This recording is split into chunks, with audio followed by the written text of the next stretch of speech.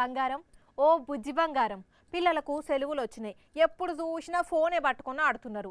4 రోజులు పుట్టింటికి పోయిరా పోరాదు బంగారం. ఆహా నీకు ఇష్టం ఉంటేనే పోయిరా అంటున్నా. ఏ పో నేను పోను. మా చిన్నన్న పెండ్లం గయ్యాలిది. నా మీద పెట్టి మన పిల్లలను తిడుతుంది. ఎప్పుడు వెళ్ళిపోతుందా అని చూస్తుంది. నేను పోను అంటే పోను. పుట్టింటికంటే మన ఇల్లే బెటర్ అంటారు. ఇక కొందరైతే పెనిమిటికి చెప్పకుండానే చెక్కేస్తారు. సరే ఎవరి పరిస్థితుల బట్టి వాళ్ళు ఉంటారు కదా. అయితే అవ్వగారోళ్ళని చూసొస్తానని వచ్చిన ఆలి అస్సలు అత్తగారింట్లో అడుగు పెడతలేదు, నాతోని మాట్లాడతలేదు, కాపురానికి వస్తలేదు.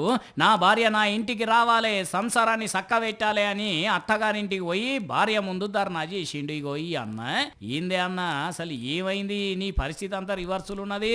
భార్య కోసం ధర్నా చేసుడేంది? తాగొచ్చి ఒక్కనాడు ఒక్క దెబ్బ కొట్టినా, ఒక్కనాడు ఒక తిట్టు తిట్టినా. తాత సల్లగుండా మంచిగా ఉన్నది పాటు. తాగొచ్చి కొట్టింది లేదంటున్నావు, ఏం లేదంటున్నావు. అసలు నువ్వు చెప్పక్క కొడతలేడట, తిడతలేడట. ఎందుకు మరి నీ పెనిమిటిని తిప్పలు పెడుతున్నావు ఇట్లా? తీసుకెళ్లి నన్ను చంపాలని చూస్తున్నారు సార్. అందుకే నేను ఇక్కడికి వచ్చిన. బంగారం కమ్మలు, నక్లెస్ అంతా బంగారం అంతా గుంజుకొని లొల్లి పెట్టిళ్ళు. బగ్గ లొల్లి పెడితే నేను ఇక్కడికి వచ్చేసిన. అదట అసలు ముచ్చట. అంత బంగారం దగ్గరికి షురు అయింది అన్నట్టు పంచాది. జగిత్యాల జిల్లా కోరుట్ల వీళ్ళది. 2021 ఇళ్లకు పెళ్ళయింది. ఒక కొడుకు కూడా ఇళ్లకు. అయితే పెనిమిటి కొద్ది రోజులు బయటి దేశాలకు ఉద్యోగానికి పోయేసరికి ఇంటి దగ్గర అత్తమామతో ఉండేసరికి పంచాదులు అయ్యి ఇంతవరకు వచ్చింది.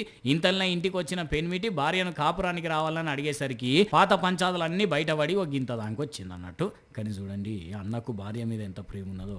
కాపురానికి రావాలని అత్తగారింటికి పోయి బతివులు ఆడుకుంటున్నాడంటే మామూలు ప్రేమ కాదు పోండి. మరి ఇక పెద్ద మనుషులు ఏం మాట్లాడతారో ఇలా పంచాది ఎడుకోసి వెళ్తుందో కానీ గమ్మతున్నది పోండి ఇలా పంచాది అయితే.